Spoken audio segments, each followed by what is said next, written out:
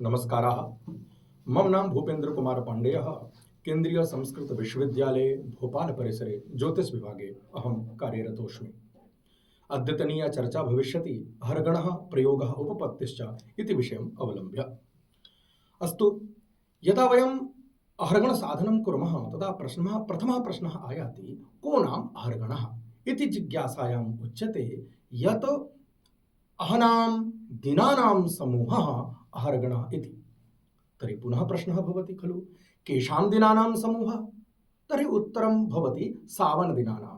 जिज्ञासा भवति, तत्र सौर चान्द्र नक्षत्र सावनादि चतुर्षु व्यवह्रियमाणेषु मध्ये सौर चान्द्र नक्षत्र दिनत्रयाणां नक्षत्रादित्रयाणाम् आदिः कदा समाप्तिः कदा भवति तत् केवलं गणितेनैव ज्ञातुं शक्यते, सामान्येन नैव ज्ञातुं शक्यते। परन्तु सूर्योदयात् प्रवृत्तः सावनस्तु सर्वैः स्पष्टो एव भवति। कथ्यते हि उदयाद् उदयं भानोः भूमि सावनवासराः। अनेन केवलं रविसावनवशेनैव दिनरात्र्योः प्रत्यक्ष दर्शनात् रविसावनादिगणः एव आचार्येण साधितः आदिष्टः। अस्तु, पुनः प्रश्नः भवति, कः प्रयोजनः अहर्गणस्य? वयं सम्यक्तया जानीमः, अहर्गणेनैव मध्यमग्रह स्पष्टग्रहादीनां साधनं भवति। अतः अहर्गणस्य आवश्यकता सर्वत्र भवति। एवमपि वयं वक्तुं शक्नुमः, अहर्गणः समेषाम् आधारः। अस्तु, कुतः गणना भविष्यति? कल्पादिमाध्यमेन, सृष्ट्यादिमाध्यमेन, युगादिमाध्यमेन, शकादिमाध्यमेन वा सिद्धांत तंत्र करणादि ग्रंथेषु कालमानानि कथितानि सन्ति, गतसौरवर्षाणि कथितानि सन्ति। तर्हि अत्र वयं सूर्यसिद्धान्त रीत्या सृष्ट्यादितः कालगणनां स्वीकृत्य अहर्गणसाधनं करिष्यामः। अस्तु, वयं सम्यक्तया जानीमः, सूर्यसिद्धान्ते सौरवर्षाणि सृष्ट्यादितः ग्रन्थरचनापर्यन्तं पठितानि सन्ति, कथितानि सन्ति। ततः इष्टावधिपर्यन्तम् अर्थात् यस्य दिनस्य वयं साधनं कुर्मः गतमानानि अपि पृथक्तया प्राप्यन्ते। तेषां समेषां सौरवर्षाणां सावनदिनेषु परिवर्तनं करणीयं भविष्यति। तदैव सावनदिनमेव अस्माकम् अहर्गणं भविष्यति।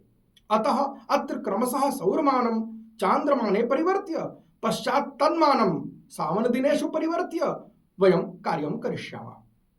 तर्हि सूर्यसिद्धान्तस्य पङ्क्तिं पश्यामः, यत्र सौरवर्षाणि कथितानि सन्ति। यत्र अहर्गणस्य सूत्रं कथितं तस्मात् प्राक् संख्या कथिता सौरवर्षाणां षड्मनूनां तु सम्पीड्य कालं तत्सन्धिभिः सह कल्पादि संधिना सार्धं वैवस्वत मनोस्तथा युगानां त्रिघनं यातं तथा कृतयुगं त्विदं प्रोज्य सृष्टेस्ततः कालं पूर्वोक्तं दिव्य संख्यया सूर्याब्द संख्यया गेया कृतस्यान्ते गता अमी। एताः संख्याः कथिताः, इदानीं तेषां समाहारः क्रियते। ख चतुष्क यमाद्राग्नि शररन्ध्र निशाकराः। अस्यां पंक्तौ ग्रंथ रचना पर्यन्तं गत सौरवर्षाणि आचार्येण प्रतिपादितानि, तानि एव एकत्रीकृत्य अत्र कथितानि। अस्तु, इदानीम् अहर्गण साधनाय कानि सोपानानि कथितानि अथवा कथं वयं साधनं कर्तुं शक्नुमः इत्यपि शास्त्रे तत्र सूर्यसिद्धान्ते कथितमस्ति। उक्तम् अत ऊर्ध्वममीयुक्ता गत कालाब्द संख्यया मासीकृता युतामासैः मधुशुक्लादिभिर्गतैः। ध्येत अस्माभिः ध्यानं देयमस्ति, यथा सूत्रे कथितं तथैव अस्माभिः तत्र गणितम् अथवा साधनं कर्तव्यमस्ति। अस्तु, अग्रे पश्यामः। अत ऊर्ध्वममीयुक्ता गतकालाब्द संख्यया मासीकृता युतामासैः मधुशुक्लादिभिर्गतैः पृथक्स्तास्ते ते अधिमासघ्नाः सौरमास विभाजिताः। पृथक्स्तास्ते दिमासघ्नाः सूर्यमास विभाजिताः लब्धादिमासकैर्भक्ता दिनीकृत्य दिनान्विताः। द्विष्ठा तिथिक्षयाभ्यास्त चांद्रवासर भाजिताः लब्धोन रात्रि रहिता लंकायाम आर्धरात्रिकः। एतेषु श्लोकेषु सोपानानि अथवा सूत्राणि कथितानि सन्ति। तानि अनुसृत्य एव वयम् इदानीं तस्य सूत्रक्रमं सोपानक्रममपि पश्यामः, तथा च यथा समयं तस्य उदाहरणमपि पश्यामः। अस्तु, चलामः। अद्यावधि काल विचारे त्रेतावर्षाणि, द्वापरवर्षाणि, गतकलवर्षाणि अपि अस्माभिः प्राप्यन्ते।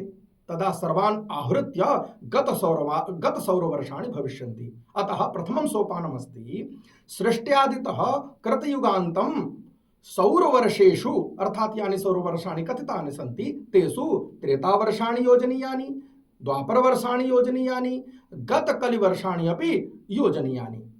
एतेषां यदा वयं योजनं कुर्मः तदा अभीष्टं यावत् गतसौरवर्षाणि भविष्यन्ति। एतदस्माकं खलु प्रथमं सोपानमस्ति। अस्तु, अहं चिन्तयामि भवन्तः सहैव तस्य अवलोकनमपि करिष्यन्ति, सूत्रस्य लेखनमपि करिष्यन्ति। अग्रे चलामः। यतोहि दिनानां गणना कर्तव्या अस्ति न, अतः वर्षेभ्यः मासानयनं ततः दिनानाम् आनयनम् अपि करिष्यामः। वयं जानीमः एकस्मिन् वर्षे 12 मासाः, अतः अभीष्टं यावत् गतसौरवर्षाणि 12 संगुणने सति गतसौरमासाः भविष्यन्ति न? भविष्यन्त्येव। अधुना कति मासाः व्यतीताः इति ज्ञानाय गतमासानां संख्या तत्र योजनीया अस्ति।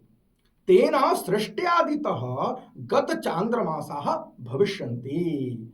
सम्यक्तया अत्र ध्येयं गतचान्द्रमासाः यदा योजनीयाः तदा शुक्ल चैत्रादितः ते मासाः योजनीयाः। अस्तु, द्वितीयं सोपानम् इदानीं वयं लेखनं कुर्मः। गतसौरवर्षेषु 12 संगुणने सति गतसौरमासाः भविष्यन्ति।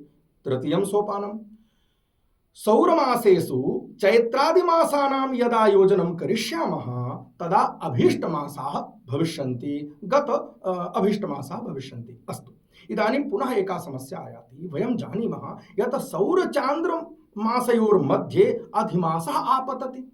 संक्रान्तिमासोऽधिमासः प्रतिष्ठः। तर्हि कति अधिमासाः गताः ते यावत् न योजनीयाः भविष्यन्ति तदा सम्यक् न भविष्यति। अतः तस्य ज्ञानाय स्मर्यते सूर्यसिद्धान्ते मध्यमाधिकारे 35तमे श्लोके यत् भवन्ति शशिनो मासाः सूर्येन्दु भगणान्तरं रविमासोनितास्ते तु शेषाः स्युः अधिमासकाः। अस्मिन् श्लोके उक्तमस्ति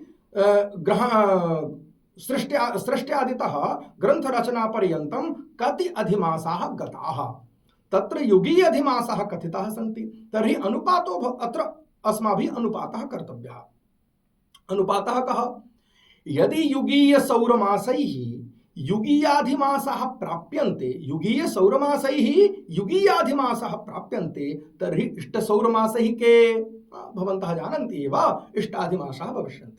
तो तर्हि तृतीयं सोपानं भविष्यति युगीयाधिमासेषु इष्टसौरमासान् संगुण्य युगीयसौरमासैः विभज्यते तदा अधिशेषसहिताः इष्टमासाः अस्माभिः प्राप्यन्ते।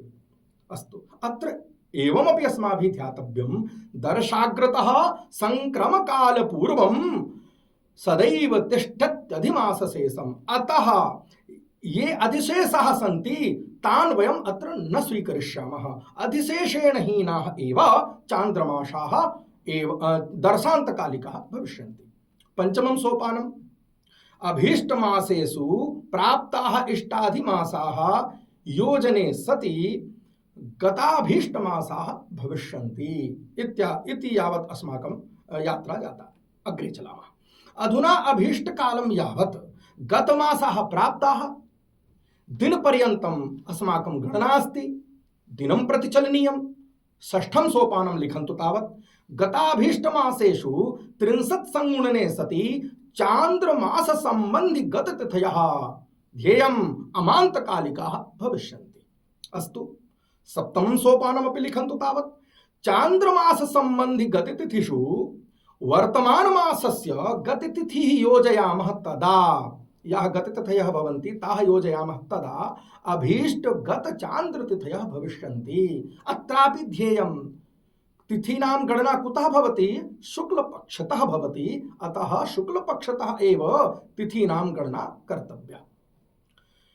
अस्तु, यात्रायां श्रावण दिनोपलक्ष्य अस्माकं यात्रा अस्ति, अग्रे चलामः। चांद्रदिन सावन दिन योः मध्ये अवमानि अर्थात क्षय दिनानि भवन्ति, अतः तत्साधनम् अनुपातद्वारा एव कर्तुं शक्नुमः। तर्हि अष्टमं सोपानमपि लिखामः तावत्। युगावम दिवसान् अभीष्ट गत चांद्र तिथिभिः संगुण्य युग चांद्र दिवसैः विभाजनं कुर्मः, तदा अभीष्ट गत चांद्र तिथेः अवमानि अवमशेषाश्च अस्माभिः प्राप्यन्ते। अत्रापि अधिमास शेष वदेव अवमशेषः न स्वीकर्तव्यः अर्थात् त्यक्तव्यः। भास्कराचार्येण स्पष्टतया सिद्धांत शिरोमणौ मध्यमाधिकारे वासनाभाष्ये उक्तम्।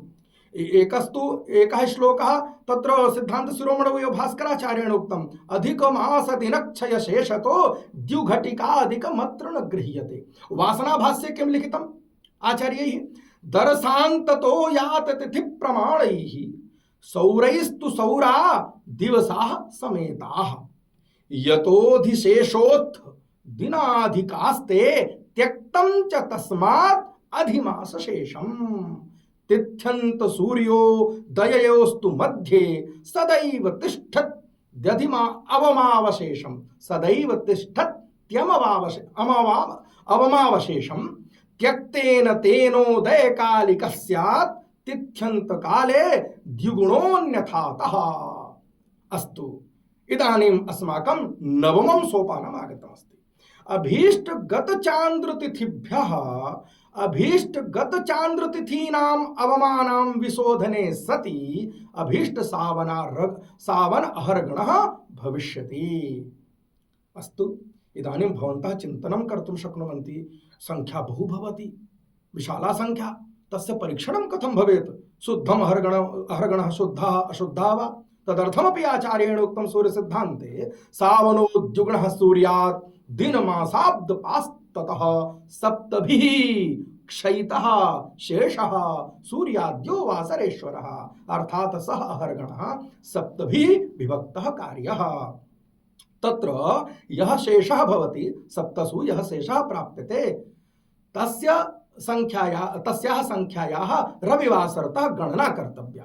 अर्थात शेषद्वयं चेत् रविवासरतः गणना करणे सति सोमवासरः भविष्यति। सा संख्या एव वर्तमानवासरस्य भविष्यति। यदि कदाचित् सा संख्या न प्राप्यते, अर्थात एकः दिवसः आगामी दिवसः भवति अथवा गतदिवसः भवति, तर्हि तत्र आचार्येण सैकः निरैकः कर्तुम् सर्वैः आदिष्टः। एतदर्थं तत्स्वीकृत्य वयम् अहर्गणस्य साधनं कर्तुं शक्नुमः। इदानीं तस्य वयं अस्मिन् स्क्रीन् मध्ये एव उदाहरणमपि द्रष्टुं शक्नुमः। तेन यानि सूत्राणि कथितानि सन्ति तानि सूत्राणि अपि स्पष्टानि भविष्यन्ति, तेषां प्रयोगोऽपि भविष्यति। आशासे इति सर्वं दृष्ट्वा वयं सम्यक्तया अहर्गणस्य प्रयोजनम्, अहर्गणस्य उपपत्तिम्, अहर्गणस्य उदाहरणं च ज्ञातुं शक्नुमः। धन्यवादाः सर्वेभ्यः, नमस्काराः।